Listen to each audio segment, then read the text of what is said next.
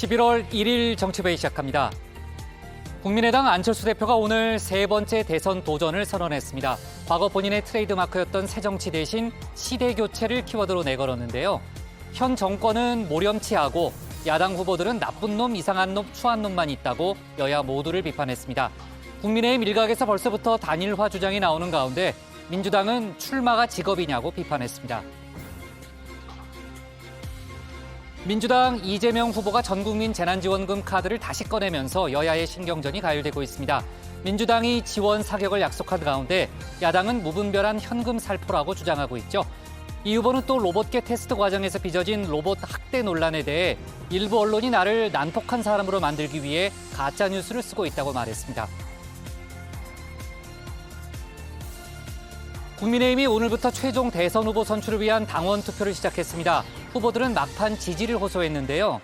윤석열 후보는 절망을 딛고 희망을 말하고 싶다고 했고 홍준표 후보는 자신이 정권 교체의 유일한 희망이라고 강조했습니다.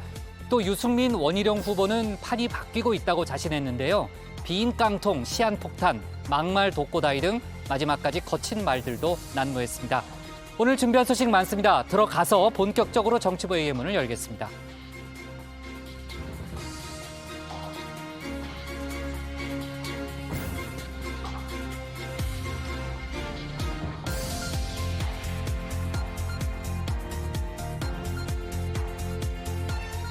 국가대표 정치뉴스쇼 정치회의 시작하겠습니다. 오늘 회의는 박마커, 신채컷, 유 실장, 조멘토, 백반장 그리고 정치회의 애청자 정의원분들과 함께하겠습니다. 속보 반영하면서 또 열어놓고 회의를 진행하겠고요. 신채컷 나가서 이제 발제 준비하면 되고요.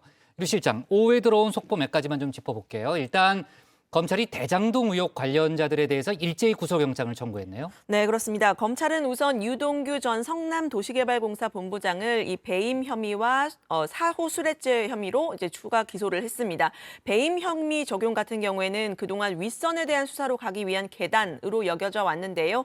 여기에 대한 수사가 이어질지 주목이 되고 있습니다. 검찰은 화천대유 대주주 김만배 씨 그리고 남욱 변호사, 정민용 변호사 즉 성남도시개발공사 전략사업실장에 대해서도 공범 혐의로 구속영장을 청구했습니다. 네, 참 민주당이 조금 전에 선대위 인선을 부분적으로 발표했잖아요. 서른 의원이 거기에 포함이 됐죠. 네, 그렇습니다. 이 공동선대위원장 12명의 체제로 꾸려지는데요. 이낙연 캠프에서 이 날선 공격을 주도해왔던 설훈, 홍영표 의원이 위원장에 지명이 됐습니다. 자세한 소식은 제가 이따 소개를 하겠습니다. 네, 원팀으로 가기 위한 인선이네요. 내일 선대위가 본격적으로 출범하는 거죠. 네. 이따 상황실에서 저희가 짚어보도록 하고요. 신혜원의 뉴스픽 5부터 오늘의 정치부회의 출발하겠습니다.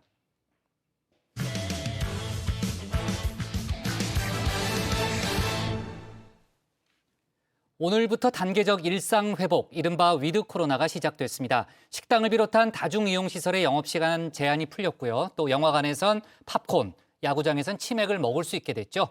하지만 위드 코로나 초기에 확진자 수가 크게 급증할 수 있다는 우려가 나오고 있어서 개인 방역 수칙 준수 더 철저히 해야 되겠습니다. 관련 소식을 신혜원 체커가 정리해봤습니다. 네, JTBC의 가장 빠른 저녁 종합 뉴스 맞춤형 뉴스 큐레이션 뉴스픽 5입니다. 자, 오늘 준비한 픽은요. 먼저 두근두근 일상 회복, 지구를 차갑게, 도쿄 묻지마 칼부림, 몰카 교장, 그리고 대졸 비정규직 역대 최다입니다. 자, 먼저 오늘의 첫 번째 픽, 두근두근 월요일, 두근두근 일상 회복 첫날입니다.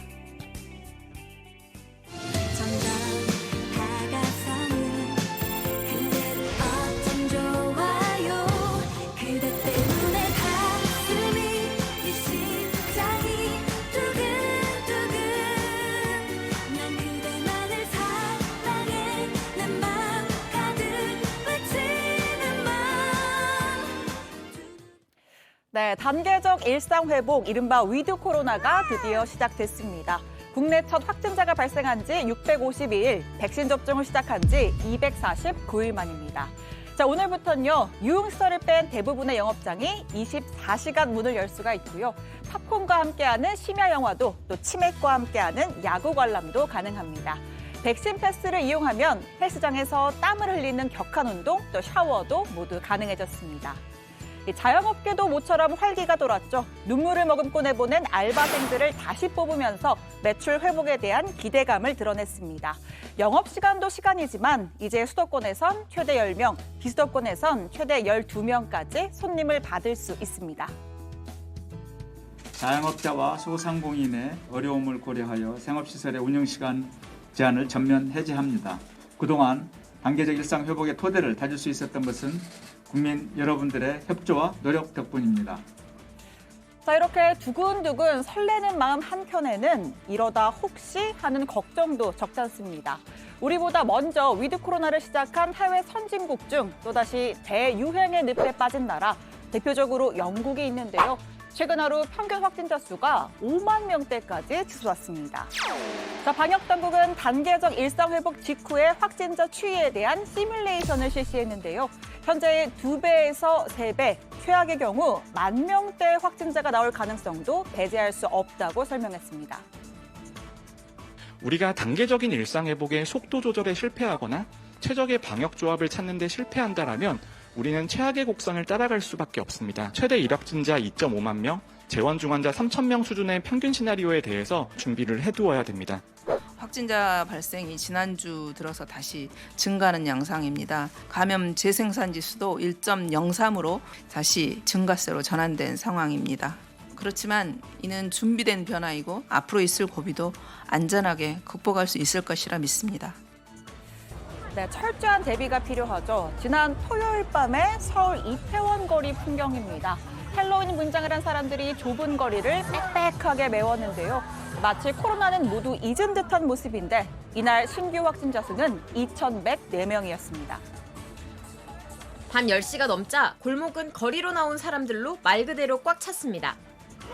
골목에 서 계시는 분들은 통행을 위하여 이동하여 주시기 바랍니다. 곳곳에서 마스크를 안 쓰고 사진을 찍거나 흡연을 하는 사람들이 보입니다. 특별한 날이기는 했는데 너무 과하게 많은 사람들이 너무 이렇게 손바닥 뒤집듯이 그게 가능해진다라는 게 아직은 조금 위험하지 않을까? 네, 경찰은 지난주 금, 토, 일 4일간의 헬로윈 집중 단속을 통해서 총 101건, 1,289명을 방역수칙 위반으로 단속했습니다.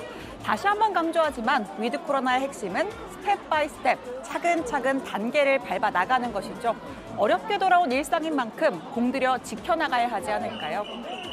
자, 오늘의 두 번째 픽은 지구를 차갑게로 꼽았습니다. 자, 어느새 스산해진 바람에 잊혀진 감이 있지만 지난 여름 한반도엔 역대급 폭염이 찾아왔습니다. 뜨거운 공기가 대지를 뒤덮는 열돔 현상이 기승을 부렸죠. 비단 한반도만의 문제는 아니었습니다. 올해 들어서 지구 곳곳에서 이상기후 현상이 눈에 띄게 늘었습니다. 미국의 데스밸리는 지구 사상 최고 기온인 57도를 기록했고 또 캐나다 태평양 연안에선 바다 생물 10억 마리 이상이 폐사했습니다.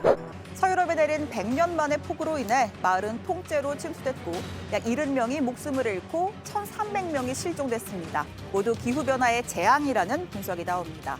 지구의 평균 기온이 높아지면서 이러한 이상기후 현상 더 빈번해질 거란 우려가 나오고 있습니다.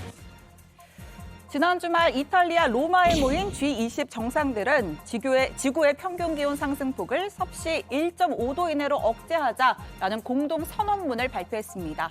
하나뿐인 지구가 더 뜨거워지는 것을 막자는 데 뜻을 모은 겁니다. 다만 구체적인 이행 방안 합의에는 실패했는데요. 의장국 이탈리아를 비롯한 선진국이 2050년을 탄소 중립의 시점으로 제안했지만 최대 탄소 배출국인 개발도상국 중국과 인도, 러시아가 강하게 반발한 탓입니다. With regard to the disappointment relates to the fact that Russia and including not only Russia but China basically didn't show up in terms of any commitments to deal with climate change. 자, 문 대통령은 임기 내내 기후변화에 깊은 관심을 보여왔습니다. 올해 봄 서울에서 열린 환경분야의 자자회의 P4G에서도 직접 녹색 회복과 탄소 중립 관련 정상 토론을 주재했었죠. 이슬주 여사가 이 천지에 7, 8월이면 이 만병초가 이렇게 활짝 핀다고 그렇게 해서 기후 변화 때문에 자꾸 이제 군락지가 줄어들고 있어요. 숲 해설가 를 만나 이렇게 딱 설명해 주시면 맞습니다. 제가 인생을 다시 산다면 정말로 뭐 나무를 전공으로 하고 싶은. 네, 이번 G20 회의에서도 문 대통령은 기후변화와 환경을 주제로 한 2세션에 참석했습니다. 이 자리에서 한국은 석탄 감축을 과감하게 시행하고 있다. 올해 말까지 석탄 발전소 2기를 추가 폐쇄하고 2050년까지 국내 석탄 발전을 전면 폐기할 것이라고 선언했습니다. 자, 그리고 지난주 금요일 픽 시간에 예고했던 소식이죠. 문 대통령은 G20 회의 참석 전에 교황청을 방문해서 프란치스코 교황을 3년 만에 다시 만났습니다. 교황님께서 북한을 방문해 주신다면 한반도 평화의 모멘텀이 될 것이다 라고 요청했고요. 이에 교황은 초청장을 보내주면 평화를 위해 기꺼이 가겠다. 여러분과 같은 언어를 쓰는 형제이지 않느냐라고 화답했습니다. 다음에 꼭 한반도에서 뵙게 되길 바라겠습니다. 네, 이후에 한국인 최초로 교황청 장관에 임명된 유흥식 대주교가 문 대통령 순방에 동행한 기자들과 만났습니다. 교황청이 북한과 접촉하고 있느냐라는 질문에 여러 방법으로 노력하고 있다. 언제든지 인도적 지원을 할 준비가 돼 있다고 답했습니다. 백신 지원 가능성도 시사했습니다. 북한이 지금 어떻든 백신을 중국 걸 받아들이지 않고 굉장히 어려운 상황에 있다고 외신들이 전하고 있잖아요. 도와줄 수 있는 그런 준비가 돼 있는 거죠.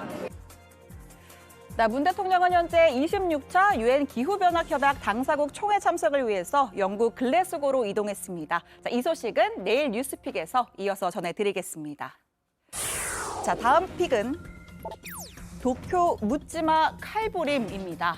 자, 어제 저녁 8시쯤, 그러니까 헬로윈데이 저녁 일본 도쿄의 한 지하철입니다. 이 경찰이 초록색 와이셔츠에 보랏빛 정장을 입은 남성을 이렇게 체포하고 있는데요. 흡사 영화 배트맨 속의 악당 조커와 비슷한 차림새입니다. 이 목격자들에 따르면 이 남성은 운행 중인 지하철 안에서 담배를 피웠고 이어서 오른손에 들린 흉기로 승객들에게 무차별 공격을 가했습니다. 또 라이터 기름으로 추정되는 액체로 열차 안에 불을 질렀는데요. 흉기에 찔린 72살 남성은 의식불명의 중태에 빠졌고 또 중학생 등 16명이 연기를 마셔 부상을 입었다고 합니다. 자, 이 용의자의 이름은 24살의 하토리 교타입니다. 그는 사형 선고를 받고 싶어서 범행을 저질렀다고 했는데요. 지난 8월 10명의 부상자를 낸 또 다른 열차 흉기 난동 사건을 참고했다고 진술했습니다. 이렇게 잇따른 묻지마 열차 흉기 사고에 도쿄 시민들은 충격에 빠진 상황입니다. 자, 오늘의 네 번째 픽은 몰카 교장입니다. 경기도 안양시의 한 초등학교 교내 여교사 화장실에서 불법 촬영 카메라가 발견됐다는 신고가 접수됐습니다. 경찰이 지목한 용의자는 다름 아닌 교장 A씨. 교장의 휴대전화에서 불법 촬영물로 의심되는 영상들이 발견된 건데요. 긴급 체포된 교장은 카메라 설치 사실은 인정하면서도 정적인 의도가 없었다, 보안용으로 설치한 것이다 라고 주장했습니다. 더 황당한 건 바로 이 대목인데요. 교장이 계속 얘기한 거죠. 우리 학교에 CCTV가 없다. 그러니까 어차피 잡지 못한다, 범인을. 경찰에 신고하지 말자. 만약에 니네 범인이 학생일 경우에는 어쩌려고 그러느냐 하고 호통을 쳤다는 얘기예요. 그러니까 학생들을 팔아가면서 경찰에 신고하지 말자 회유까지 했던 겁니다. 동료 교사는 물론 학생들이 겪을 충격은 상상하기조차 어렵습니다. 경기도교육청은 해당 교장을 즉각 직위 해제했고요. 경찰은 성폭력범죄 특례법 위반 혐의로 그를 구속했습니다. 자, 오늘의 마지막 픽은 대졸 비정규직 역대 최다입니다. 오늘 통계청이 발표한 자료에 따르면 대졸 이상 비정규직 근로자는 284만 1,000명, 1년 전보다 32만 명, 12.7%가 늘었습니다. 전체 근로자 중에 비정규직이 차지하는 비중도 35.2%로 관련 통계 작성 이래 역대 최고치를 기록했습니다.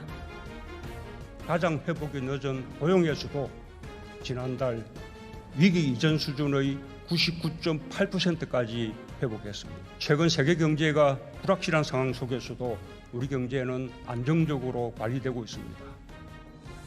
지난 9월 시정연설에서 문 대통령은 우리나라 고용률이 역대 가장 높은 수준이라고 강조했습니다.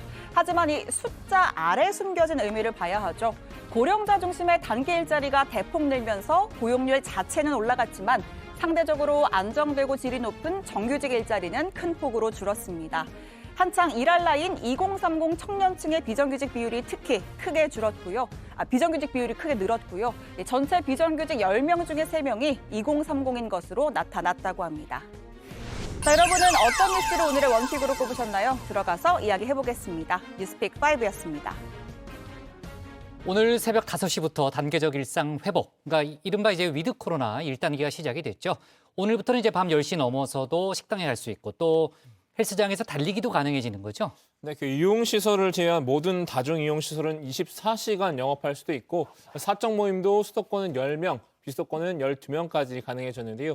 다만 취식 과정에서 마스크를 쓰기 어려운 식당과 카페에서는 미접종자가 최대 4명까지만 포함될 수 있습니다. 영화관에선 10시 넘어 심야 영화도 볼 수 있고요. 방역 패스 소지자에 한해선 팝콘과 음료도 먹을 수 있다고 합니다. 네, 영화관에 팝콘이 있다면 야구장엔 치맥이 있죠. 야구장 등 실외 스포츠 관중석에 백신 패스 전용 구역에서 치킨과 맥주 등 음식을 즐기며 경기를 볼 수 있습니다. 다만 실외 관중석만 가능하고 고척 스카이돔처럼 천장이 덮인 실내 경기장은 제외가 됩니다. 이 외에도 노래방과 목욕탕, 헬스장과 탁구장 같은 실내 체육시설, 요양시설 등의 백신 패스가 적용됩니다. 유 실장, 그러면은 그 재택 수업이라든지 또는 재택 근무는 완전히 끝나는 거예요? 네, 뭐 재택 근무는 저희랑은 뭐 큰 상관은 없었지만 알았어요. 네. 그 재택 수업 같은 경우에는 이 전국의 유치원과 초중고교 오는 22일부터 전면 등교를 시작합니다. 대학생만 오늘부터 전면 대면 수업이 시작된다고 합니다. 그 누구였죠? 운영진 중에 줄기차게 재택 근무하자고 주장한 사람이 있었는데. 아마도 박마커죠? 예. 박마커일 거예요. 네, 알았습니다. 그러면은 21학번이죠. 21학번 신입생들은 거의 처음 학교 가는 거 아니에요? 네, 맞습니다. 21학번뿐만 아니고요. 작년에 1학년이었던 20학번 학생들도 이제야 비로소 이 캠퍼스 생활을 즐기게 된 겁니다. 아까 나온 인터뷰 기사들을 보니까요. 이 소문만 듣던 학식 먹어보니 맛있다. 또 학교가 처음이라서 길을 잃어버렸다. 뭐 이런 이야기들도 있었고요. 특히 이제야 친구를 사귈 수 있어서 행복하다라는 말이 참 가슴에 와닿았습니다. 네, 그리고 이 직장인들의 경우에는 뭐 저희랑은 관계가 없지만 이 재택근무 대신에 직접 회사로 출근을 하게 됐습니다. 그래서인지 오늘 아침에 차가 좀 많이 막히더라고요. 버스 정장에도 사람들이 참 많았습니다. 자, 일부 회사원들은 회사에 가려니 월요병이 도지는 것 같다, 혹은 사무실이 좀 어색하다 이런 반응도 보였는데요. 뭐 저로서는 크게 와닿지는 알았어요. 네, 알았습니다. 재택근무하면 네. 어떤 기분일까요? 네, 아무튼 그렇죠. 오늘 네. 퇴근길도 평소보다는 훨씬 더 막히지 않을까 싶습니다. 네, 운영진들을 위해서 저희가 열심히 일하는 거죠. 네. 운영진들이 아니라 정회원들을 네. 위해서. 미안합니다. 저도 그 변호하느라고 말이 좀 꼬이네요. 네, 알았어요. 네. 자, 지난 주말에 열린 G20 정상회의 소식을 좀 이어서 다뤄보면요. 일단 전 세계 화두라고 할 수 있는 기후변화 관련한 공동선언문 채택이 있었고요. 또 물밑에서는 이제 국가별로 회담이 아주 활발하게 벌어졌죠. 그러니까 외교전이 치열하게 좀 벌어졌는데 박마커, 특히 이제 미중 간의 신경전이 대단했죠. 그 바이든 미국 대통령이 기후 변화를 위한 노력에 중국과 러시아가 동참하지 않아서 실망스럽다 이렇게 콕 집어서 이야기를 했죠. 또 전 세계 무역 공급망 문제를 논의하자면서 14개 동맹국을 긴급 소집을 했는데 이 자리에도 중국 대표는 없었습니다. 바이든 대통령은 사실상 중국에 집중된 공급의 병목 현상을 해결해야 한다고 강조했고요. 또 강제 노동의 철폐를 언급을 하면서 중국 신장의 인권 문제를 겨냥했습니다. 들어보시죠. Our supply chain should be one, diversified, so that we're not dependent on any one single source that might cause a failure. Secure against natural and man-made threats, including cyber criminal attacks like ransomware, and transparent, so that both government and the private sector can better anticipate. 이 회의에는 문 대통령도 참석을 했고 14개 초청국가 정상 가운데 첫 번째로 발언을 했는데요. 문 대통령은 완전한 경제 회복을 위해서 글로벌 공급망 안정이 시급하다, 글로벌 물류대란은 세계 경제의 최대 불안 요인으로 떠오르고 있다, 공동 대응해야 한다 이렇게 말했습니다. 동맹국들이 협력해 공급망 안정을 이뤄내야 한다는 바이든 대통령의 구상에 일정 부분 주파수를 맞춘 것으로 해석이 됩니다. 네, 또 G20 현장에서는 알래스카 회담 이후에 7개월 만에 미중 외교 장관들이 다시 만났습니다. 최근 중국이 대만 해협에서 군사적 긴장감을 높이는 것에 대해서 블링컨 미 국무장관은 일방적인 조치를 반대한다고 밝혔습니다. 그러자 왕이 중국 외교부장은 민감한 대만 문제를 잘못 처리하면 이 중미 관계가 파괴될 것이라면서 은수를 했고요. 또 미국이 하나의 중국 정책을 진정으로 실천해야 할지 말과 행동이 달라서는 안 된다라고 했습니다. 네. 자, 아까 신작가도 얘기했지만 문 대통령은 지금 이제 영국에 가 있죠. 유엔 기후변화 협약 총회에 참석하기 위해서 가 있고요. 내일도 이제 관련 속보가 나올 거니까 저희가 추가로 다뤄보도록 하겠습니다. 신체커가 고른 오늘의 원픽은 뭡니까? 네, 오늘은 위드 코로나로 하겠습니다. 설레는 위드 코로나 시작, 확진자 두세 배 늘 듯 경고도입니다.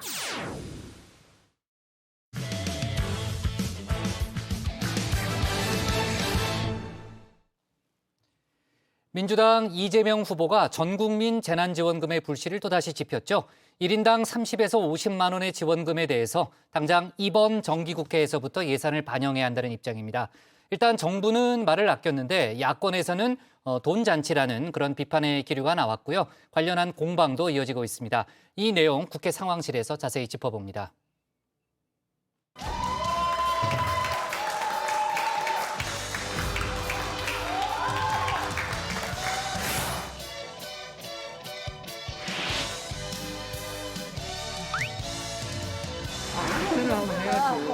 우리 원래 그 경기할 때는 후보님이랑 말고 3명 이렇게 하는 거예요. 이런 길게 보다가 패스할 필요 이재명 후보 그러다가 뺏겨버렸어. 네. 하나, 둘, 셋.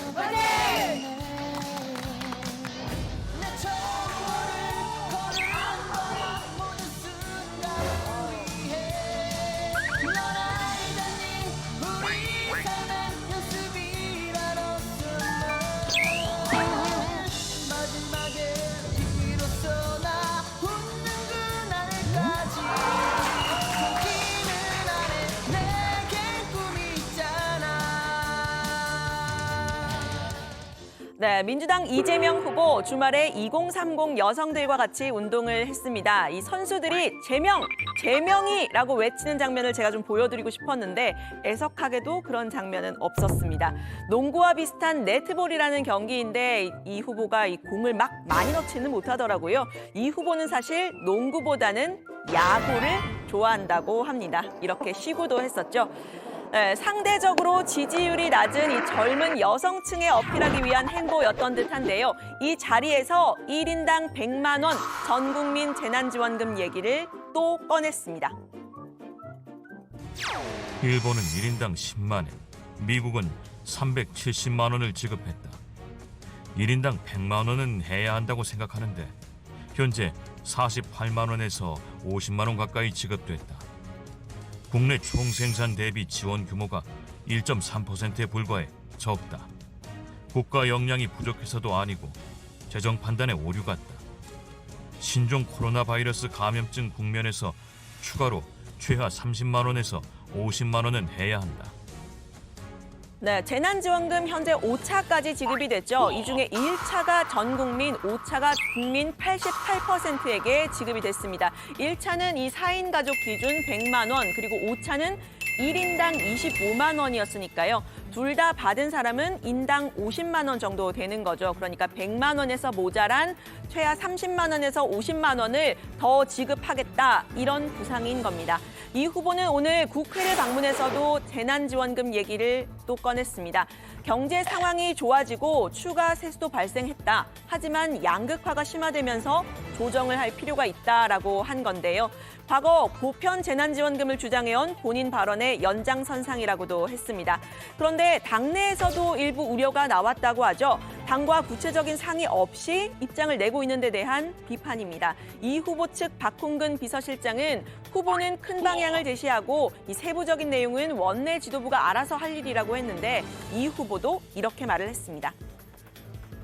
제가 원내에서 결정된 것을 개별적으로 발표하는 대변인도 아니고 또 당이란 다양한 사람들이 다양한 의견을 가지고 모인 집합체이기 때문에 누구나 이제 의견을 제시하고 또 그 의견에 대해서 논쟁하고 또 결정되면 함께 따르고 그런 뭐 자연스러운 과정의 일부라고 생각해 주시면 좋을 것 같습니다. 네, 이 정부에서도 반기는 기색은 아니죠. 이 보편 지원금의 부정적인 홍남기 경제부총리와는 여러 차례 이 곡간직의 역할이 맞느냐 아니냐 하면서 신경전을 벌였었습니다. 대통령 순방에 동행하고 있는 홍남기 경제부총리는 이 후보의 의견을 듣고요. 답변하기가 적절하지 않다라고 말을 아꼈다고 합니다. 로마에서까지 이런 얘기를 해야 하느냐라고 했다고 하는데 이 후보 측에서는요. 이번 정기국회 내 그러니까 12월 2일 전까지 예산을 최대한 반영해야 한다면서 정부를 설득해야 할 문제라고 했습니다.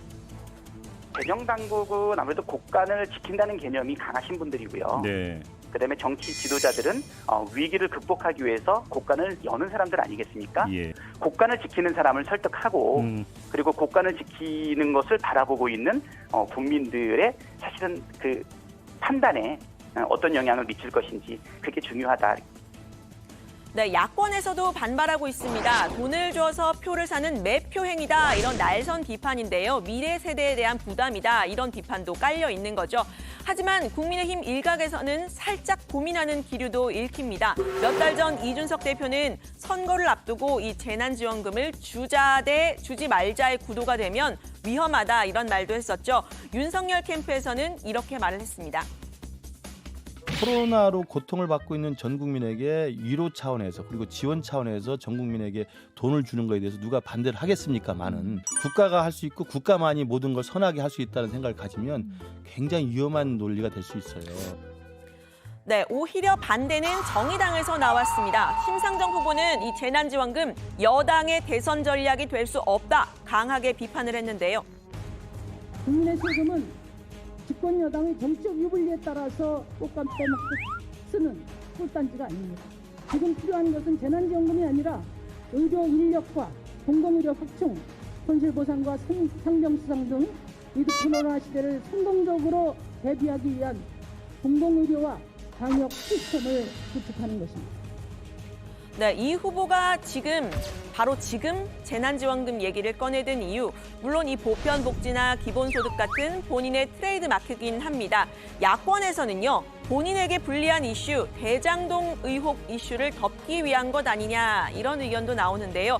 이 후보는 최근 음식점 허가 총량제, 또 주 4일제 이런 논쟁이 있는 정책적 이슈들을 연이어 꺼내고 있습니다. 야권과의 논쟁을 유발할 뿐 아니라 당내에서도 일부 반발 기류가 읽히는 그런 정책들인데요. 야권과도 또 여권과도 정책적인 차별화를 꾀하고 있는 이 후보의 행보. 지지율에는 어떤 영향을 미칠까요? 지금부터는 잠깐 국회 상황실이 아니고요. 여론 상황실로 운영을 해볼 텐데 오늘의 여론 상황실은 저를 천사라고 부르는 백반장이 진행을 하도록 하겠습니다. 백다혜 반장과 유정화 실장의 다정 크로스발제 가보겠습니다. 백반장 나와주세요. 네, 다정발제로 여론 상황실을 맡은 백다혜입니다. 오늘자 여론조사를 살펴보겠습니다. 한국사회여론연구소의 다자대결 조사입니다. 국민의힘 후보가 윤석열 전 총장이 된다면 이재명 후보가 33.2%, 윤석열 전 총장이 32.4%로 나타났습니다. 홍준표 의원이 후보가 된다면 이재명 후보가 33.2%, 홍준표 의원이 28.3%로 나왔습니다. 둘 다 오차 범위 내 접전이지만 윤 전 총장과의 격차가 더 작은 것으로 나타났습니다. 정당 지지율도 함께 보겠습니다. 국민의힘이 39.9%, 민주당은 30.3%, 국민의당 6.9%, 열린민주당 5.7%, 그리고 정의당은 3.5%입니다. 국민의힘 지지율이 거의 40%에 육박하는데 치열한 경선을 펼치고 있는 국민의힘 후보들의 지지율은 이에 못 미치죠. 반면 이재명 후보의 지지율인 33%대는 민주당 지지율 30.3%보다 높습니다. 이 여권 주류와는 결이 다른 이 후보의 성향과 개인기가 수치에 반영돼 있다는 분석이 나옵니다. 최신 여론조사 결과와 분석, 앞으로도 다정회에서 전해드리겠습니다. 류정아 실장 나와주세요. 네, 백반장 감사하고요. 내일 민주당 선대위의 출범식을 앞두고 오늘 선거 준비단이 기자회견을 열었습니다. 용광로 선대위라는 별칭에 걸맞게 경선 당시에 경쟁했던 캠프 출신 인사들이 대거 전면에 섰는데요. 이미 후보로 나섰던 사람들 모두가 선대위 고문이나 선대위원장 자격으로 합류를 했었죠.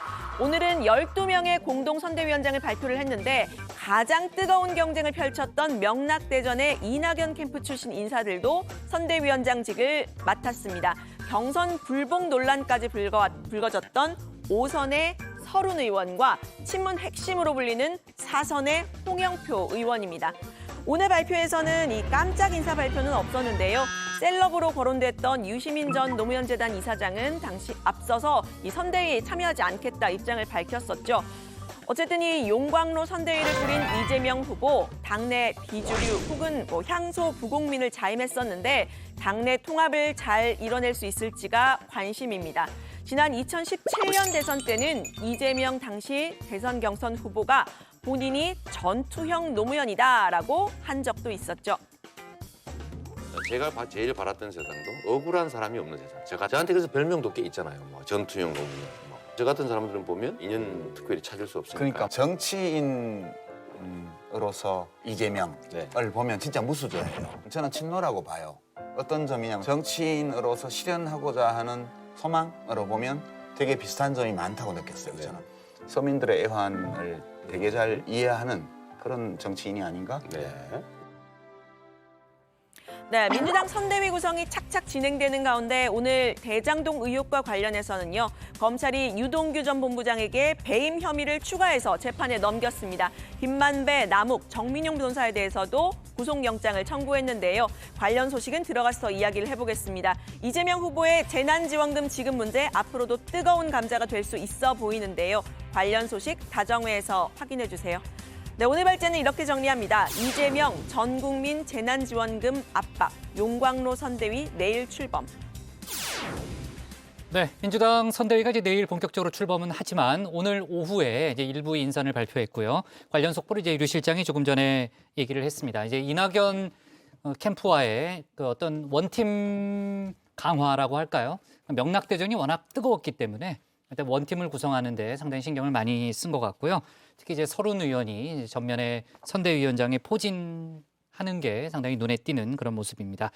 자, 관련된 내용은 잠시 후에 또 이어서 얘기를 해보고요. 오후에 들어온 속보부터 또 얘기를 좀 해보겠습니다. 아까 시작할 때 유 실장하고 제가 간단히 검찰발 속보는 정리했는데 대장동 수사하고 있는 이제 검찰 쪽에서 오늘 관련 속보가 몇 가지가 나왔죠. 일단 유동규 전 성남도시개발공사 기획본부장에 대해서 배임 혐의를 추가 적용했죠. 추가 기소를 한 거죠, 박마커. 네, 그렇습니다. 서울중앙지검 대장동 전담수사팀은 유동규 전 본부장에 대해서 배임 혐의를 추가했습니다. 그리고 화천대유 대주주 김만배 씨와 천화동인 4호 남욱 변호사와 남 변호사의 후배이자 성남도시개발공사 전략사업실장이었던 정민용 변호사에 대해서도 구속영장을 청구했는데요. 검찰은 이 4명이 공모해서 최소 651억 상당의 이익을 화천대유에 몰아주고 그만큼 공사에 손해를 끼친 것으로 보고 있습니다. 이 4명이 공범관계, 즉 깐부라고 본 겁니다. 네, 오늘 영장에는요. 앞서 유동규 전 본부장이 김만배 씨에게 받았다라고 했던 5억 원도 다시 포함이 됐습니다. 700억 약정설의 일부로 이미 유 전 본부장이 받았다라고 했던 액수인데 유 전 본부장이 기소될 당시에는 혐의에 빠졌었죠. 이 5억 원은 유 전 본부장의 구속영장에서와 마찬가지로 수표 4억 원과 현금 1억 원의 형태였다. 이렇게 공소 사실에 적시가 됐습니다.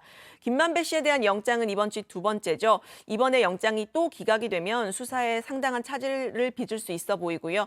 또 반면에 천화동인 5호 이 정영학 회계사에 대한 구속영장은 빠졌습니다. 정영학 녹취록을 검찰에 제공하면서 수사에 협조했던 인물입니다. 검찰의 대장동 수사에 대해서는 이 특검을 주장하고 있는 국민의힘뿐만이 아니라 여권에서도 비판이 나오는데요. 직접 들어보시죠. 일부러 저 시간 끌려고 저러나. 왜냐하면 뒤로 가면 갈수록 검찰로서는 대선 개입의 여지가 많아져요. 속도를 조절할 수도 있고 핵심 인물을 부르거나 안 부르거나 그들의 진술을 뭐 이렇게 흘리거나 흘리지 않거나 이런 여러 가지 방식으로 검찰이 그 또 다른 정치 개입을 할 우려들이 자꾸 생기거든요. 자, 근데 이제 성남도시개발공사에서는요, 오늘 유동규 전 기획본부장 등이 1,793억 원 규모의 배임을 저질렀다. 이런 보고서를 추가로 냈죠, 신체커. 네, 그렇습니다. 이 성남도시개발공사가 자체 조사한 결과를 보고서로 낸 겁니다. 자, 첫 번째, 이 추가이익 환수와 관련한 내용을 배임으로 봤고요. 이 두 번째, 화천대유 등 민간 사업자들이 가져간 이익 4,039억 중에 2,246억 원 외에 1,793억은 부당이득으로 보고 환수를 해야 한다는 내용입니다. 이 보고서가 홈페이지에 공개가 됐는데 대장동개발은 민간 사업자 주도하에 공사 담당자들이 가담하는 형식을 띠고 있었다면서 화천대유와 성남도시개발공사가 공동 정범이다라고 되어 있습니다. 성남도시개발공사가 자체적으로 판단한 배임 액수는 1,793억 원이고요. 검찰이 적시한 651억 원과는 다소 차이가 있습니다. 네, 민주당 대장동 TF는 긴급 기자회견을 열었는데요. 단장을 맡은 김병욱 의원은 자체 조사 결과를 보면 이재명 후보의 개입이나 지위 흔적은 전혀 찾아볼 수 없었다고 했습니다. 특히 초과이익 환수 조항을 채택하지 않은 과정에는 전혀 관여하지 않았다 이렇게 강조를 했는데요. 뇌물과 배임 혐의 등에서 유동규 전 본부장의 일탈이 사실이라고 하면 이재명 후보가 속았다고 보는 것이 합리적인 판단이다라고 주장을 했습니다. 네. 자, 대장동 관련자들에 대해서 오늘 일제히 구속영장이 청구가 됐기 때문에 그 영장 실질 심사라든지 그 이후의 과정도 저희가 좀 지켜봐야 될 것 같고, 검찰로서는 그동안 이제 뭐 부실 수사다라는 얘기를 좀 많이 들었었는데 일종의 승부수를 던진 걸로 보입니다. 앞으로 이제 구속영장 발부 여부, 또 이제 유동규 전 본부장 같은 경우에는 저희가 앞서 얘기했던 대로 이제 배임 여부가 과연 입증되느냐가 이번 수사에 상당히 중요한 그런 분수령이 되겠죠. 자, 민주당 이재명 후보 얘기를 좀 이어서 해보겠습니다. 이재명 후보가 이제 연이어 상당히 이제 논쟁적 이슈를 던지고 있잖아요. 물론 이제 야당의 반발도 나오지만 또 한편으로는 좀 이슈를 선점하는 그런 효과도 있어 보이는데, 이 후보의 오늘 일정은 어떻게 됐습니까? 일단 이 후보는 오늘 오전에 그 박병석 국회의장을 만났는데요. 이 자리에서 가짜 뉴스에 대한 얘기도 했습니다. 이 후보가 직접 출석한 국감장에서 국민의힘 김용판 의원이 가짜 돈다발 사진을 제시하면서 뇌물을 받았다고 주장한 데에 대한 겁니다. 한번 직접 들어보시죠. 그 국민주권주의라는 측면에서 이 가짜 뉴스들은 엄정하게 좀 책임을 묻긴 해야 되겠어요. 근데 그게 개인도 하고, 일부 언론도 하고, 심지어는 국회에서 의원들께서도 많이 하시더라고요. 이상한 사진 내놓고 저한테 좀 뇌물이라는데.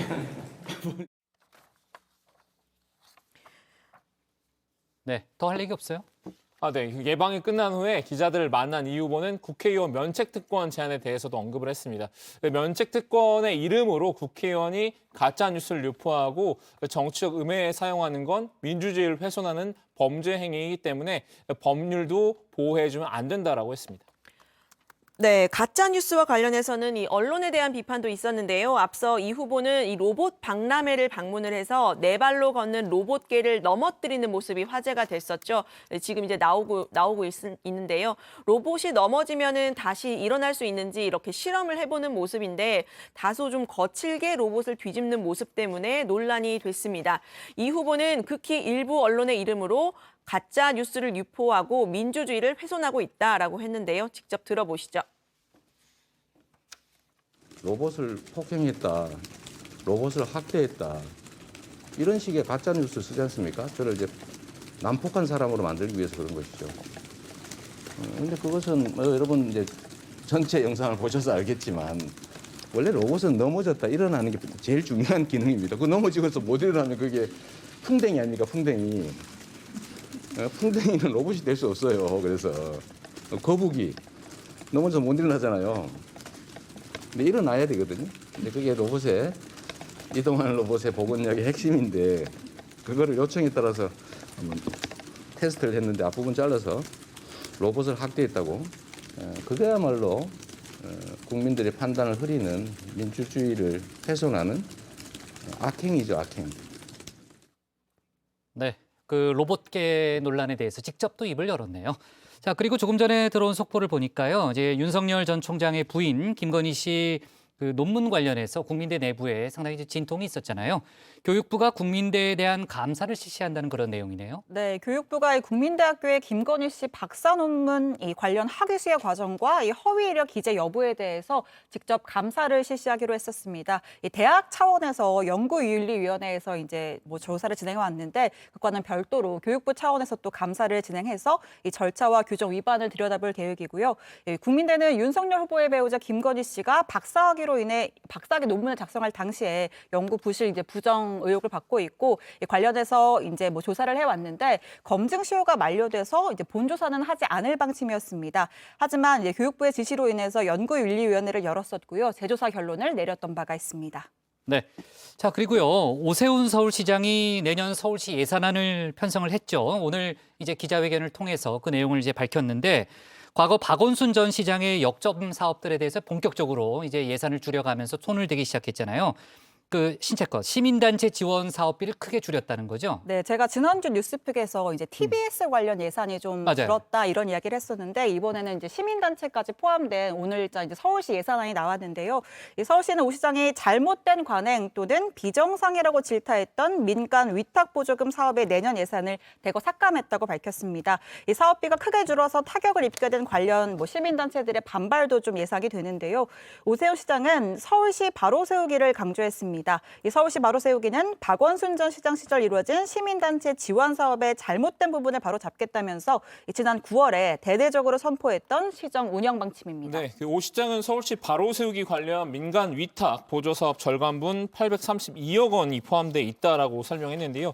서울시 바로 세우기와는 별도로 시 출연 기관인 TBS 교통방송 예산도 약 123억 원 삭감을 했습니다. 123억이나 삭감했네요. 네, 그렇습니다. 네. 네, 오 시장은 전임시장 지우기라는 비판이 있는 데 대해서는 잘못된 관행을 바로 잡겠다고 한 것이라면서 일부 시민단체가 마치 대표성을 가진 것처럼 표방하는데 어떻게 보면 특정인 중심으로 이익공동체를 형성했던 비판으로부터 자유로울 수 없는 케이스도 있다라고 설명했습니다. 네.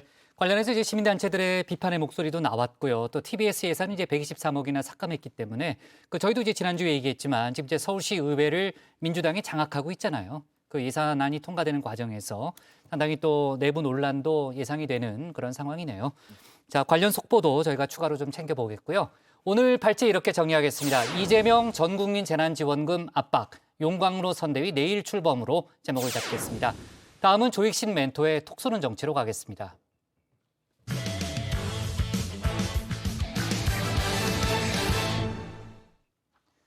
이번 주 금요일 대선 후보를 최종 선출하죠. 국민의힘이 오늘부터 당원 투표에 돌입했습니다.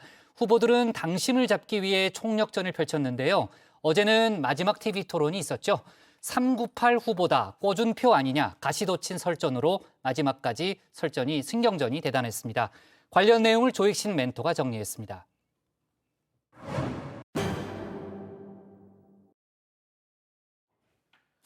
당원 투표 50%, 여론조사 50%를 합산해 대선 후보를 선출하는 국민의힘. 오늘부터 당원 투표가 시작됐습니다. 이준석 대표 체제가 출범한 뒤에 책임 당원 숫자가 30만 명 가까이 늘었죠. 이 가운데 절반가량은 2040 세대라고 하는데요. 이른바 밭이 크게 달라진 겁니다. 조직과 동원 선거, 기존의 분석틀이 작동하기 어려울 거란 관측이 나오는데요. 게다가 이미 지난 국민의힘 전당대회 때부터 토질이 조금씩 바뀌기 시작했죠. 이준석 대표를 만든 건 이미 조직이 아니라 바람이었습니다.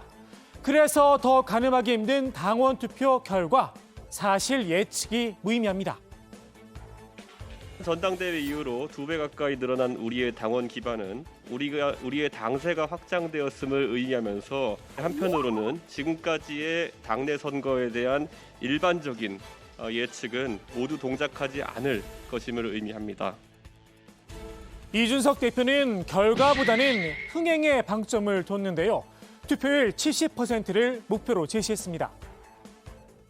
이번 본경선에서는 60%를 넘어 70%에 달하는 투표율이 나왔으면 좋겠습니다. 당원 동지 여러분 모두 오늘 핸드폰을 열어 모바일 투표 링크를 확인해 주십시오. 서버 터졌다고 합니다. 이 대표는 투표율이 70%를 넘으면 한 달간 탄수화물을 끊겠다는 공약도 내걸었는데요. 투표를 독려하는 것까지는 좋은데 과연 효과가 있을지는 의문입니다. 이 대표의 탄수화물 섭취를 막기 위해서 투표를 해야 하는 걸까요? 이게 MZ세대의 코드인가 싶기도 합니다. 윤석열 전 검찰총장 홍준표 의원에게 398 후보다라고 놀림을 받고 있죠. 한마디로 MZ세대에게 한 자릿수 지지를 받고 있다는 건데요. 은근히 신경이 쓰인 모양입니다. MZ세대 당원들을 향한 맞춤형 메시지를 내놨습니다. 지난 전당대회를 계기로 우리 당에 들어온 신규 당원들과 함께 희망을 노래하자고 말하고 싶다라면서 미래 세대를 위한 험한 세상의 다리가 되겠다 약속을 했습니다. 그런데 말입니다. 희망을 노래하는 것까진 좋은데 과연 MZ세대들이 험한 세상의 다리가 되어란 노래를 알까 싶습니다. 1970년에 그래미상을 수상한 명곡이긴 하지만 벌써 반세기 전이죠.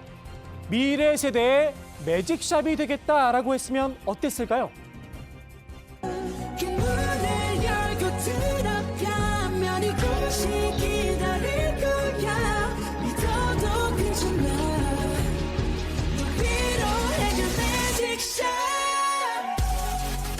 반면 당심에서 윤 전 총장에게 밀린다는 이야기를 듣고 있죠.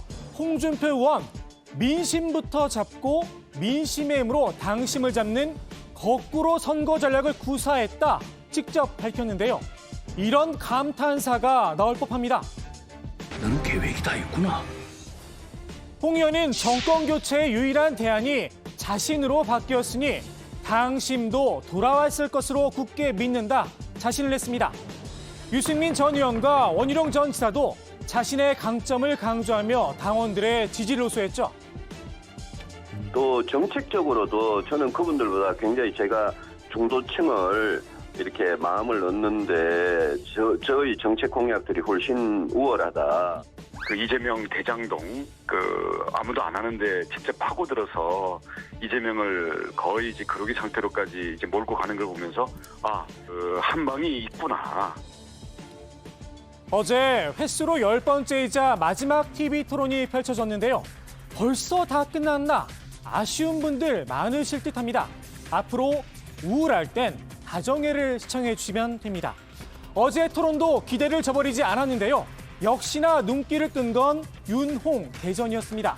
일단 밑반찬은 깔아야겠죠. 먼저 민주당 이재명 후보를 향해 의례적인 잽을 날렸습니다.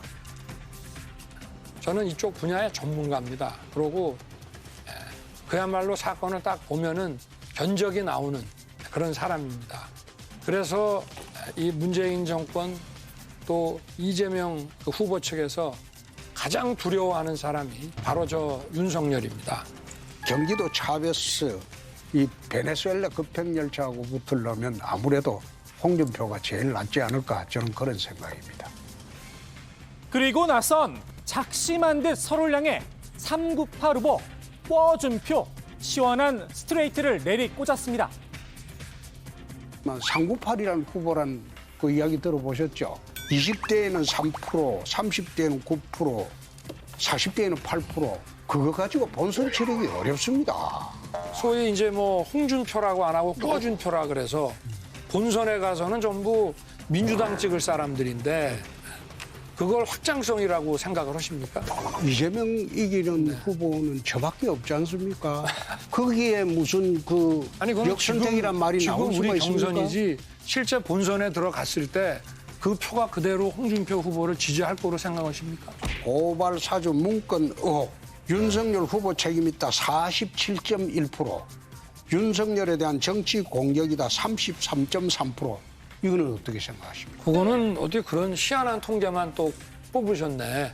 거기 보면은 정치 공작이라고 하는 것이 훨씬 퍼센티지가 높은 통계들이 많이 있고. 한마디로 이재명을 이길 사람은 나다. 내가 확장성이 더 높다는 건데요. 다른 후보들 생각은 역시나 제각각이었죠. 둘 다 아니다. 가위표를 그렸습니다. 검사 출신 세 분이 계시고 경제를 정말 평생 동안 했던 사람은 저밖에 없는데 제가 중도 확장성이 제일 강하다고 생각을 합니다. 흠결없고 리스크 없는 원희룡만이 이재명을 굴복시킬 수 있습니다. 국민들은 불안한 후보가 아니라 확실하게 이길 수 있는 후보를 찾고 있습니다. 잔재미로 치면 유농대전을 능가하죠. 수소와 탄소 대전을 치르며 견원지간이 돼버린 홍준표 그리고 원희룡 두 주자, 서로에게 마음의 앙금이 좀 남아있었나 봅니다. 어제 TV 토론에선 말 그대로 뒤끝 장렬을 보여줬습니다. 제가 만약 대통령이 후보가 되면 우리 원희룡 후보님 대장동 비리 TF 총괄 책임자 좀 해주시면 훨씬 좋을 것 같은데 어떻습니까? 역겹지 않습니까? 아니요. 역겹다고 하셨던데. 옛날에는 역겨웠죠. 아니, 며칠 전에 페이스북에. 그런 질문을 하니까 그렇죠. 아니요. 네? 지금 해주기 싫으면 대장동 비리 TF 팀장 할 사람 또 있습니다. 아니, 여기 홍 후보님이야말로 과거에 모래시계 검사 잘하실 것 같은데. 그건 저는 수사실무에서 떠난 지 꽤 오래됐습니다. 저도 마찬가지입니다. 우리 홍 후보님, 대장동 말고 지금 이재명이 뭐가 문제가 있는지 잘 모르시죠? 다른 이런 얘기하는 게 아니고요. 후보를 모르시죠? 이런 식으로 해가지고 가르치려고 하는 건 아닙니다. 홍 의원, 원전지사의 공세에 조금 당황한 듯 싶은데요. 본인이 역겹다고 했던 건 조금 지나쳤다고 생각했나 봅니다. 이내 먼저 사과를 했습니다. 아까 이제 마음이 좀 상하셨던 분인데 제가 유감평 거론하지 않겠습니다. 사과해 주셔서 고맙습니다. 네. 원전지사, 일단 사과를 받긴 했는데 선뜻 마음이 풀리지는 않았나 봅니다. 정책과 관련해 논쟁을 하다가 본심을 내뱉고 말았습니다. 생각이 없는 대통령은 문 대통령 하나로 충분합니다. 아마 생각은 내가 아주 강하게 있는 사람일 겁니다. 빈깡통 같아요. 그런 식으로 비난하는 것은 마지막 토론에 적합하지 죄송합니다. 않습니다. 네. 이걸 장군 멍군이라고 해야 할까요? 결국 서로 한 번씩 사과를 주고받았습니다. 홍준표 의원, 윤 전 총장과 원전지사 두 사람을 한꺼번에 상대하려니 조금 힘에 부쳤나 봅니다. 유독 유승민 의원에겐 칭찬이 잦았는데요. 지라시로 돌았던 유 의원과 단일화설, 설마 그 효과를 노린 건 아니었겠죠? 유승민 후보의 정책은 정말 촘촘하고 아주 잘 짜여져 있습니다. 제가 보기에는 후보들 중에서는 정책은 단연 압권입니다.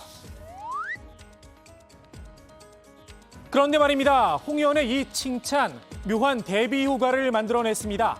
어찌 보면 원희룡 전 지사의 공이라고 해야 할까요? 준비가 잘 된 유 전 의원에 비해서 홍 의원이 내건 공약들은 한마디로 80년대식 말초적인 정책이란 지적이 나왔습니다.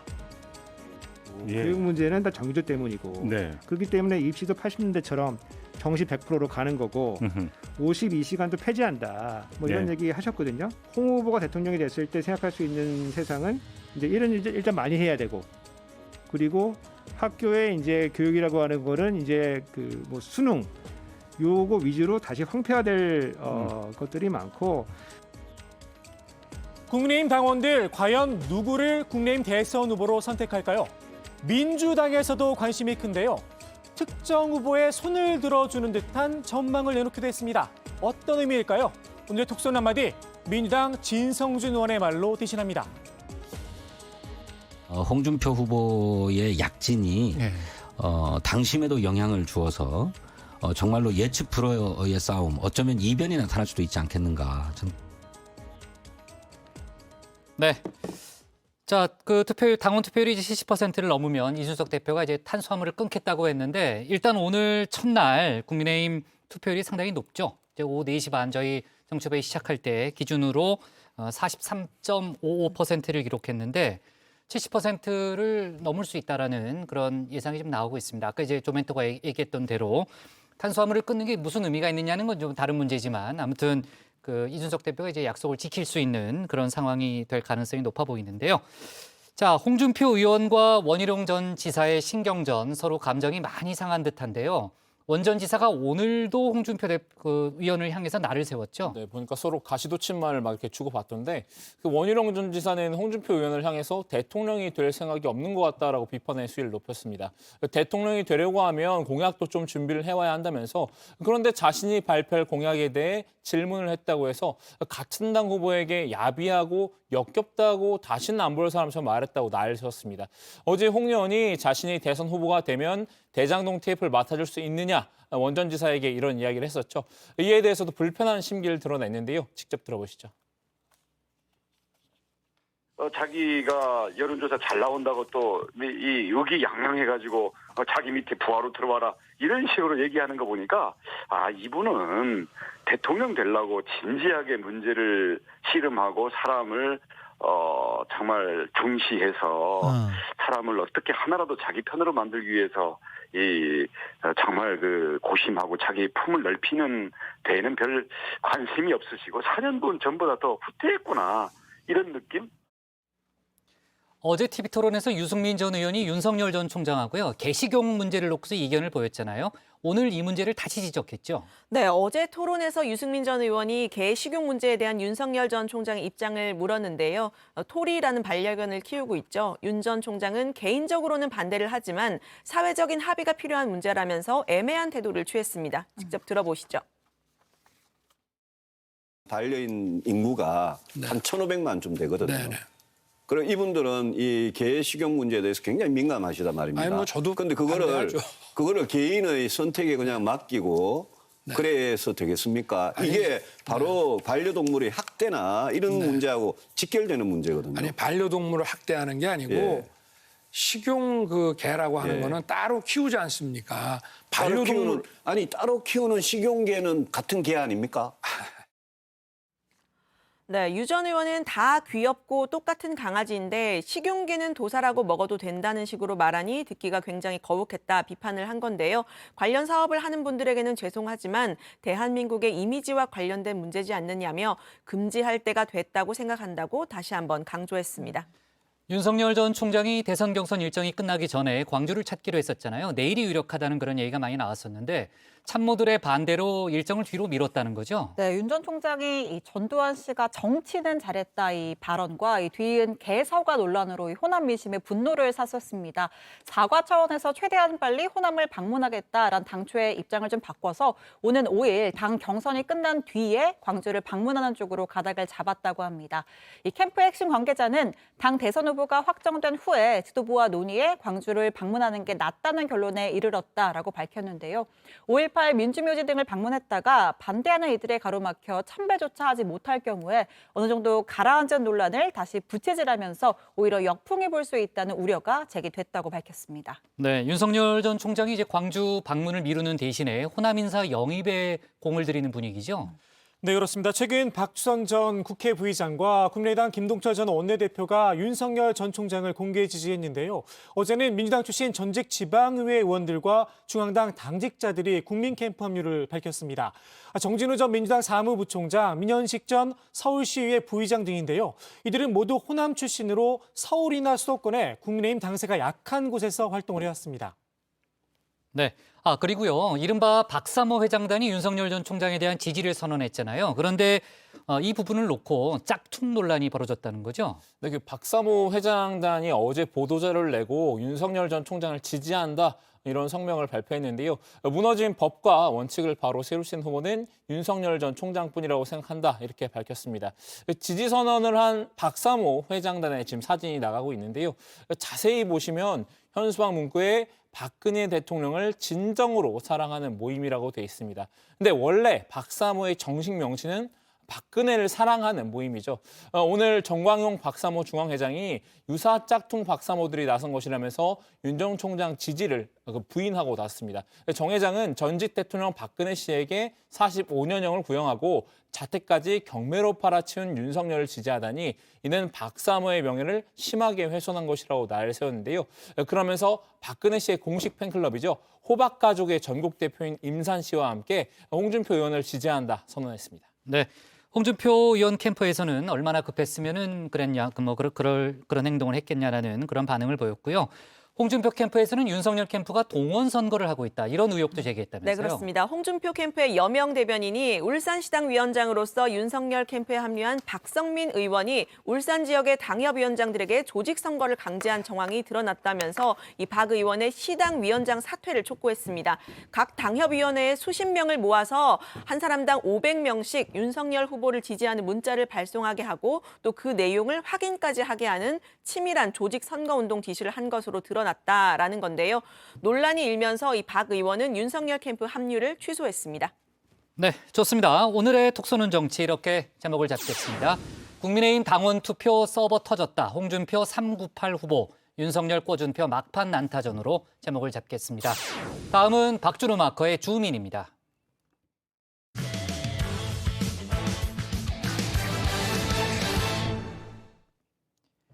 안철수 국민의당 대표가 오늘 세 번째 대선 출사표를 던졌습니다. 새 정치가 아닌 시대 교체를 기치로 내걸었는데요. 안 대표는 완주 의지를 피력했지만 정치권에선 야권 단일화로 귀결될 거란 전망도 나오고 있습니다. 박준호 마커가 주민에서 관련 소식 짚어봅니다. 저는 오늘 대한민국 제20대 대통령 선거 출마를 선언합니다.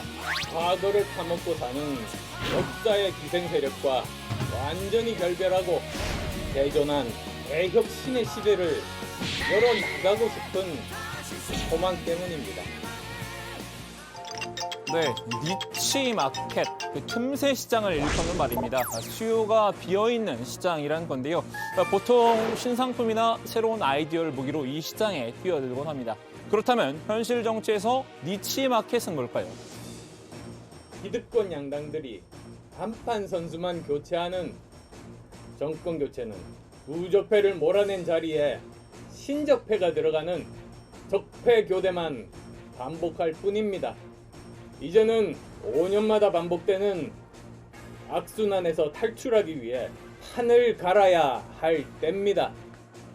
민주당도 그렇다고 국민의힘도 아닌 그 사이 어딘가가 니치 마켓이겠죠. 주민이 선정한 오늘의 인물 안철수 국민의당 대표인데요. 오늘 20대 대선 출마를 공식 선언했습니다. 중도층이나 무당층 성향의 시민들을 겨냥한 니치 마켓을 공략하겠다는 계획인 듯한데요. 이번이 세 번째 대선 출마죠. 지난 2012년 첫 출마 때 안 대표의 일성 바로 새정치였습니다. 이제 좀 정치를 다르게 해보자. 새롭게 출발해보자는 뜻이었습니다. 정치가 바뀌어야 우리 삶이 바뀔 수 있습니다. 하지만 더 이상 새정치란 말을 입에 담지 않았습니다. 이미 10년 가까운 세월이 흘러 기성 정치인이 돼버렸기 때문일까요? 새정치를 제대로 해내지 못한 데 대한 자기 반성이 뒤따랐는데요.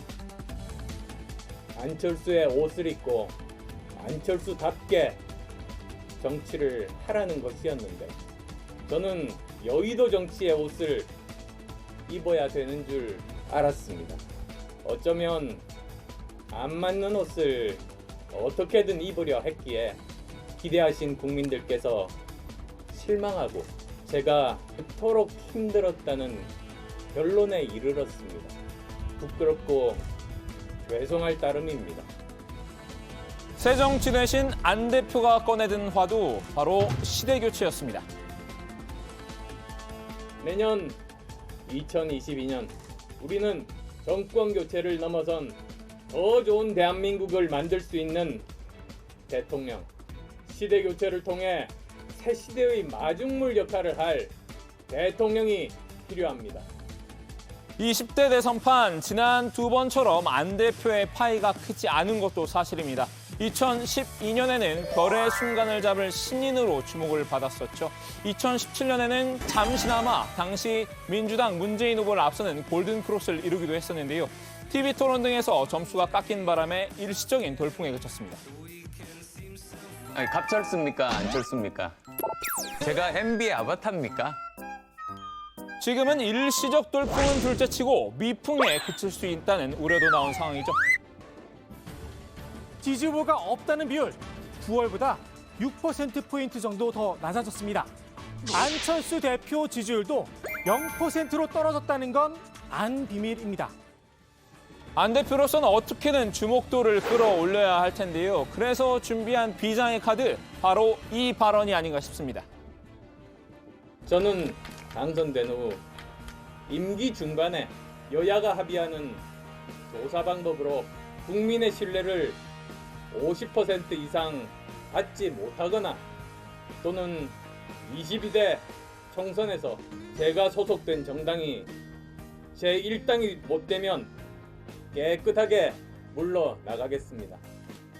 임기 중간 평가제 대통령 임기 중반에 지지율이 50% 이하로 떨어지면 대통령에서 물러나겠다라는 공약인데요. 승부수라고 봐야 할까요? 아니면 선당 후곰으로 봐야 할까요? 선당 후곰, 아파트 분양 신청지 쓰는 용어인데요. 당첨이 우선, 고민은 나중에라는 뜻입니다. 경제적 여력이 없더라도 일단 지르고 보자라는 식이죠. 안 대표 입장에서는 당선이 우선, 고민은 나중에라는 의미가 되겠지요. 안 대표 지난 서울시장 재보궐선거 출마 때도 꺼낸 말이 있습니다. 지금은 대선을 고민할 때가 아니라 서울시장 선거 패배로 정권 교체가 불가능해지는 상황만은 제 몸을 던져서라도 막아야겠다는 생각을 했습니다.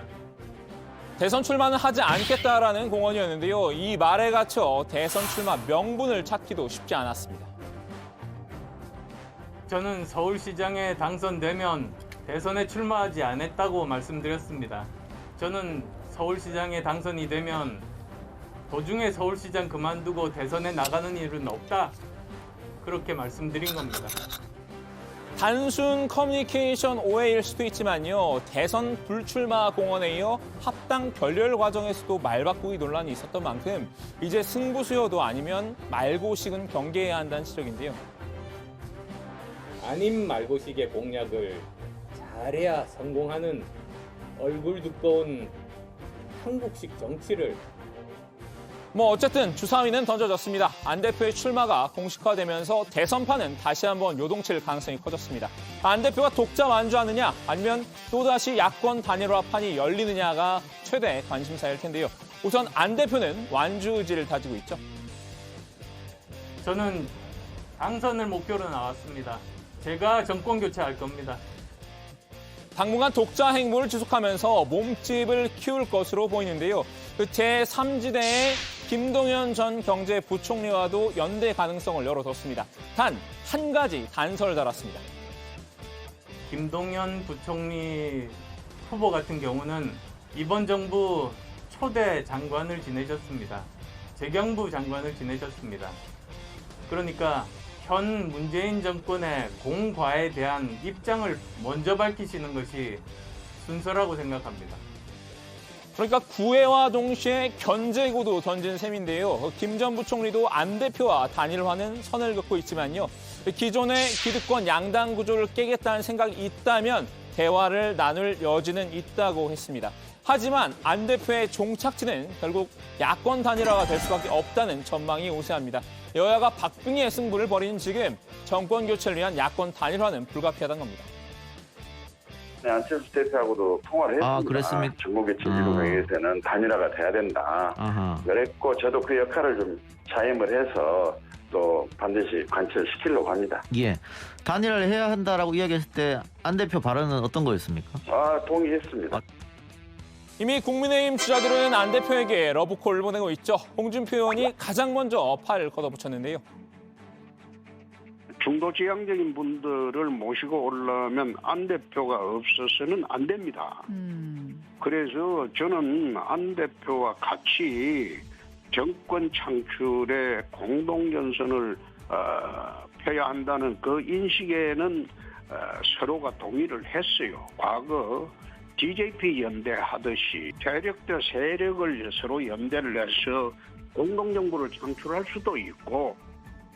홍 의원 합당이나 흡수통합은 없고 가치 동맹을 하겠다고 강조했습니다. 특히 안 대표와의 단일화는 다른 후보가 아니라 자신만이 가능하다고 장담했습니다.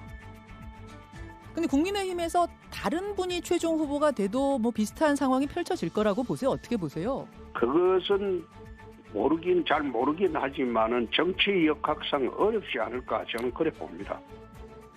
유승민 전 의원도 안 대표와의 단일화 필요성을 역설했는데요. 홍 의원과 마찬가지 논리로 단일화 적임자는 자신이라고 주장했습니다.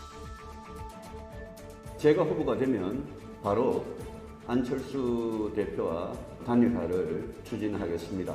저는 설득해낼 자신이 있습니다. 안철수 후보가 끝까지 대선에 나와서 몇 %라도 가져간다면 그거는 저는 중도 보수의 분열이다. 후보들 생각은 이럴지 몰라도요. 단일화는 이미 가시밭길이 예고돼 있습니다. 안 대표가 국민의힘 이준석 대표나 앞으로 선대위원장을 맡게 될지도 모를 김종인 전 비대위원장과는 관계가 썩 좋지 않기 때문인데요. 안철수 대표가 그렇게 하면은 비읍시읒 되는 거지라는 발언을 했습니다. 그런데 거기서 저는 그것이 문제가 될 만한 발언이라고 생각하지 않고요. 안철수 대표가 저에게 공적인 관계에서 잘못했던 일도 있습니다. 그 사람은 내가 보기엔 좀 정신이 좀 이상한 사람 같아. 김 전 위원장 안 대표에 대해서 늘 냉담한 평가를 내놨었죠. 안 대표의 세 번째 출사표 역시 못마땅한 눈길로 바라보고 있을 텐데요. 그 자기가 대통령 후보로 나간다 할 것 같으면 결국은 또 진영의 분열을 가져오는 그런 짓을 갖다가 나는 허리라고 생각하진 않아요. 만일 윤석열 전 총장이 최종 후보가 된다면 김 전 위원장이 재등판 가능성이 큰 상황인데요. 그럴 경우 김 전 위원장과 안 대표의 숙명적인 단일화 삽바 싸움은 피할 수 없을 듯합니다. 안 대표는 일단 이 대표나 김 전 위원장의 태클에 신경 쓰지 않겠다는 분위기입니다. 저는 제가 가진 모든 에너지를 우리 대한민국의 미래에 대해서 고민하는 쪽에만 쓰고 있습니다. 다른 사람 그런 발언들에 제가 신경 쓸 여력이 없습니다. 안 대표의 출마가 불러올 대선판 지각 변동, 현재로서는 쉽게 예측이 가지 않는데요. 보국장이 자주 쓰는 말이죠. 아무래도 정치부 회의를 열심히 봐야만 하는 시즌인 것 같습니다. 오늘 주민 한마디는 제 말로 대신하겠습니다. 고정회 어떻습니까? 고정회는 뭐야? 채널 고정회. 죄송합니다. 네, 다시 봐도 유치하네요. 네, 좋습니다. 자, 관련해서 조금 전에 국민의힘 이준석 대표가요, 국회에서 이제 기자들 질문을 받고 단일화에 관해서 의견을 낸 게 있는데요. 그 안철수 대표는 당긴다고 당겨지는 분이 아니다. 그렇게 얘기를 하면서 단일화는 저희 쪽에서 먼저 제안할 상황이 아니다. 이렇게 얘기를 했는데요. 예전에 이제 무산됐던 합당 관련해서도 이제 국민의힘 측에서 당명 빼고는 다 받아들일 수 있다고 얘기를 했는데 결과론적으로 이제 무산이 됐고 안철수 대표가 이제 어떤 제안을 할지 모르겠다는 그런 반응이었습니다. 아무래도 조금 약간 그 우호적인 반응은 아니네요. 그죠? 네. 어쨌든 이제 국민의힘이 먼저 적극적으로 나서지는 않겠다라는 그런 입장이고요. 관련된 이제 안철수 대표의 입장을 좀 들어보고 판단을 하겠다는 그런 내용으로 일단 이해가 됩니다. 안철수 대표가 오늘 이제 출마 선언을 하고 그다음에 이제 기자들과 질의응답을 가졌잖아요. 거기서는 어떤 내용이 나왔어요? 네, 이제 기자들의 질문이 말 바꾸기 논란 그리고 완주 의지를 묻는 것에 집중이 됐다고 합니다. 안 대표는 저는 당선을 목표로 나왔다면서 제가 정권 교체를 하겠다 강조했습니다. 특히 올해 서울시장 보궐선거에 도전하면서 대선에 나서지 않겠다고 한 것과 배치되는 행동이 아니냐 이 지적을 적극 반박했는데요. 직접 들어보시죠. 저는 서울시장에 당선이 되면 도중에 서울시장 그만두고 대선에 나가는 일은 없다. 그렇게 말씀드린 겁니다. 네, 한마디로 이 오세훈 서울시장에게 단일화 경선에서 패해서 서울시장 선거에 나서지 못했으니 서울시장의 당선을 전제로 했던 대선 불출마는 의미가 없어졌다. 이런 뜻입니다. 네. 자, 조금 전에 제가 이제 국민의힘 이준석 대표의 조금 전 그 발언도 설명을 소개를 했지만요. 이제 결국 이제 안철수 대표가 단일화에 대해서 어떤 입장을 갖고 있느냐가 상당히 중요한데요. 안 대표 입장은 뭐예요? 네, 그 국민의힘 후보들은 하나같이 안 대표와 단일화가 필요하다. 이런 입장인데 홍준표 의원이 안 대표에게 DJP 연합 같은 공동 정부를 제안을 했죠. 거기에 유승민 전 의원이나 원희룡 전 제주지사나 단일화 필요성을 역설하고 있는데요. 안 대표는 자신이 당선되기 위해서 나왔다는 입장을 고수했습니다. 단일화에 일단 선을 긋는 모습이죠. 다만 자신이 대통령이 되면 국민의힘 후보들을 정부 강료로 임명할 수 있다고 했습니다. 한번 들어보시죠. 제가 대통령이 되면 여야의 인재를 골고루 등용해서 쓰겠습니다. 지금 현재 대통령 후보분들 훌륭한 분들이 많이 계신데 저는 그분들도 강요의 한 분으로 역할을 부탁드리는 그런 생각도 하고 있습니다. 그러니까 이제 제3지대 후보와 단일화까지는 아니지만 연대 가능성을 둔 그런 발언이었습니다. 김동연 전 경제부총리와 만나서 대화할 수 있다라고도 했습니다. 저는 제가 추구하는 가치와 방향이 같은 분과는 언제든지 만나서 대화할 용의가 있습니다. 그런데 김동연 부총리 후보 같은 경우는 이번 정부 초대 장관을 지내셨습니다. 재경부 장관을 지내셨습니다. 그러니까 현 문재인 정권의 공과에 대한 입장을 먼저 밝히시는 것이 순서라고 생각합니다. 네, 현재 당세나 지지율을 어떻게 보고 있는지 또 지난 대선과 다른 전략은 무엇인지 묻는 질문도 나왔는데요. 여기서 프랑스 마크롱 대통령의 예를 들었습니다. 마지막까지 결과는 알 수 없다 이런 의미였는데요. 이어서 들어보시죠. 마크롱 후보 시절입니다. 그때 대선에 도전했을 때입니다. 그때 격려의 말씀을 하셨죠. 선거란 것은 마지막 날까지 큰 변화가 생길 수 있다. 용기를 잃지 마라. 그런 말씀을 하셨고 마크롱이 대통령에 당선됐습니다. 그 말씀으로 대신하겠습니다. 자, 김동연 전 부총리와의 이제 대화 가능성을 열어놓은 그런 발언을 했는데 김동연 전 부총리 측은 상당히 날선 그런 비판을 했잖아요. 구태 정치의 또 다른 선언이다 이런 내용이죠. 네, 그렇습니다. 김 전 부총리 캠프 송문희 대변인은 국민 대다수는 또 출마, 결국 또 철수인가라는 의구심을 갖고 있다는 내용의 논평을 냈는데요. 이제는 선거 때마다 출마가 직업이 돼버린 대선 놀이를 멈춰야 한다 지적을 했습니다. 송 대변인은 새로운 정치 기치를 내건 지 10년, 중도 실용 정치에 대한 국민의 기대를 실망으로 바꾸지 않았는가? 국민은 여전히 갸우뚱해한다. 그가 외친 새 정치가 무엇인지, 구체적인 비전은 무엇인지라고 비판을 했습니다. 그러면서 오늘 또 출마 선언은 결국 구태 정치의 또 다른 선언일 뿐이다라고 꼬집었습니다. 네. 자, 여당에서도 비판의 목소리가 나왔죠. 그 우상호 의원 같은 경우에는 오늘 이제 라디오 인터뷰에서 출마가 직업이냐, 출마병이 더 도졌다 이런 비판을 하기도 했습니다. 자, 아무튼 이제 제3지대 움직임도 상당히 이제 꿈틀대고 있으니까요. 저희가 관련한 속보 잘 챙겨야 되겠습니다. 오늘 주민 제목 이렇게 정리하겠습니다. 안철수의 세 번째 대권 도전, 완주 의지 밝혔지만 단일화 전망 우세로 제목을 잡겠습니다. 자, 오늘 정치부에는 여기까지 하겠습니다. 내일 민주당 선대위 출범도 있고요. 또 관련 속보가 많이 있으니까요. 내일 손준성 검사도 또 출석할 예정이죠. 자, 관련한 속보 잘 챙기기 바랍니다. 저희는 내일 오후 4시 반에 다시 찾아뵙겠습니다. 고생하셨습니다. 자, 수고했습니다.